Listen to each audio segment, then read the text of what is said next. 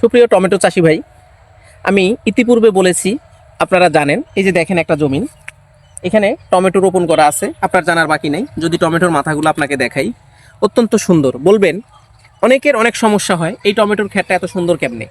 আমি বলেছিলাম যে আসলে আপনারা বিশ্বাস করবেন কিনা যে এত এত কীটনাশক, ছত্রাকনাশক ব্যবহার করে টমেটোর মাথা ঠিক রাখা যায় না, কুকড়ে যায়, ফুল ঝরে যায়, নানাবিধ সমস্যা হয়।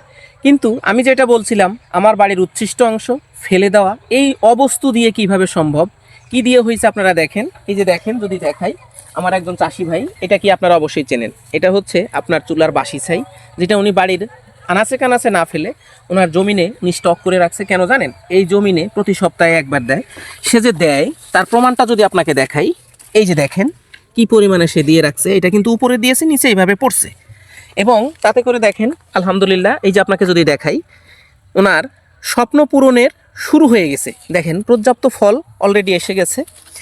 আমরাও চাইলে কিন্তু, আপনার যদি সংগ্রহে ছাই থাকে তাহলে কিন্তু আপনি অবশ্যই ছাই সংগ্রহ করে প্রতি সপ্তাহে, যদি গাছের অবস্থা ভালো থাকে দরকার নেই, যদি কোনো সমস্যা মনে হয় একটু ছাই দিয়ে দিবেন। ছাই পাতার উপর একটা আবরণ ফেলে, যেখানে শোষক পোকা রস খেতে পারে না এবং আপনার পাতাটা খুব ভালো থাকে। যার প্রতিফলন হিসেবে যদি আপনাকে দেখাই, এই জমিনটা পুরাই আপনি দেখতে পাচ্ছেন।